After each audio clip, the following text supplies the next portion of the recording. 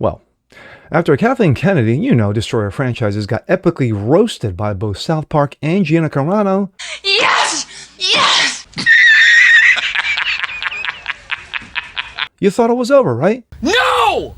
Finish, kaput, finito, done. Oh no, my friends. Do it! Do it! Gina had more. Woo!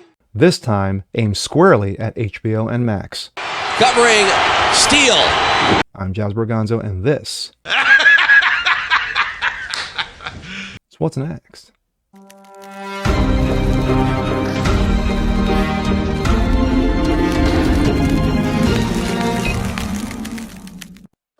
Okay. Happy Saturday, guys. Jazz Berganzo, What's Next, your daily dose. Hope you guys are feeling good today on this Saturday. Of course, this is the weekend edition. Kathleen Kennedy. Yes, Destroyer franchises, head of Disney Wokes. Disney, I don't know, Star Wars, Marvel, you name it. She's trashed it. Well, after getting freshly Folgers roasted by both South Park and Gina Carano, thought it was done. Thought it was over. There's no more, Can't go after Kathleen Kennedy. Well, you could. You could still do some epic major damage. But Gina wasn't done. Oh no, my friends, she was done. She was far from it. This time, she had HBO Max in her sights, and she did not let up off the gas. And here we go. This comes out abounding into comics. Gina Carano responds to reports of HBO troll army.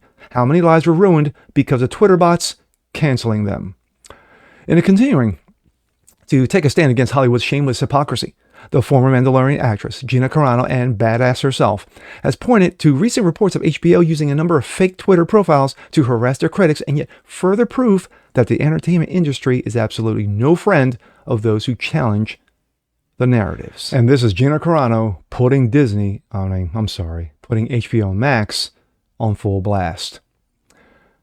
Quote, do you think this behavior of creating bots was exclusive to HBO Max, or maybe other major studios that do this as well? In 2016, Iger and Disney said they were basically inches away from getting Twitter, but pulled out of the deal at the last minute, saying that they did a little more research and said about this Twitter users, well, at this point, estimated that some of Twitter's help at a substantial portion, not a majority, were not real. What do you think that substantial portion of fake users grew from 2016 before Elon took over in 22? How big did the armies get? Who were the bot armies created by? To do what? Why buy Twitter and deal with the headaches when you can create armies of bots and control the narrative for much, much less money and energy? It does your promoting for you without making you look like you're promoting yourself. Look, it's popular on all these accounts. Strangely, like a bunch of accounts with no names, it must be good. But what if it was used for something much more sinister? These damn critical YouTubers have too many followers. They're gaining traction. Let's censor them on top of sending in fake bot armies, just enough to get the yes men and useful idiots on board and rolling. That leads to firing a person who thinks differently because they can't control their voice. Need a reason to fire her? Get the hashtag trending. And say she said something anti-Semitic when she isn't at all. Twist her words and say, hey, as long as it's in the headlines, no one will ask any questions. It must be true. I actually told them in an email and over phone about these bot armies and how they started the negative narrative when these young kids would join in and not realizing they're being manipulated in these websites, and small news jump on board to be cool when the kids, and before you know it, you're trending and the Hollywood media devours it.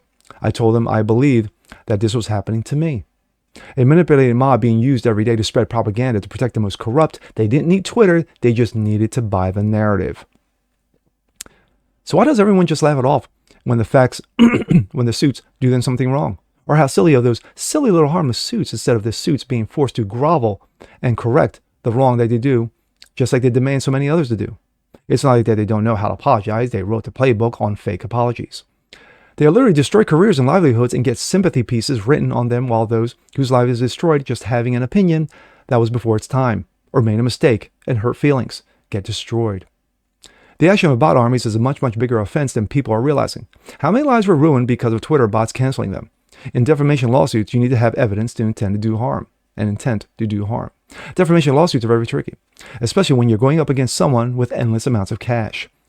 I would say sending in bot armies to go after people they don't agree with more than qualifies an intent to do harm. I believe a jury would agree. That would be very interesting. to see if someone would actually take that up. Could get very interesting, or if ex or current employees came forward with more evidence. Aren't you sick and tired of the abuse of power? You could sell your soul and still not end up with 1% of the benefits. Who wants to be that 1% anyway when it means betraying humanity and selling your soul? Don't pass the social credit BS score on to the next generation. Artists throughout history are at their best when they're not in lockstep, and that's what we love about them. Independent creators, get busy. Don't be compromised once you climb to the top. Artists at the top, take your leashes off. Once again, Gina strikes gold. Once again, she comes off that top rope like Macho Man Randy Savage. And she makes incredible good points. Could bot armies be used in defamation lawsuits? That would be an interesting take.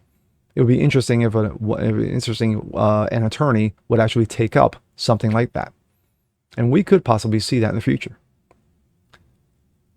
The fact of the matter is that when you got executives in high towers using bot armies, using narratives, using YouTube execs, your channel's too big, you got too many followers, you said something negative about my show just because I use all woman. Let's attack them. Let's go after them. Let's use fake narratives against them. Let's use fake bots against them. Because that's all you need.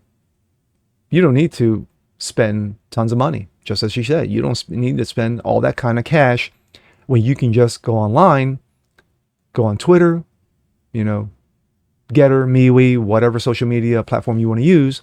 And all you got to do is put out the narrative. She's a hater. She's a bigot. She's a betrayer. She's a Yahtzee. And you get the ball rolling after that. She's made incredible points in her comments. And Gina's just an absolute savage. And that's why we love her. I'm Jazz Berganzo. This is What's Next. Want to see more like this? Please leave a comment below. Like it, share, subscribe to it. Hit the notification bell so you guys never miss a thing. And we'll see you next time. Peace.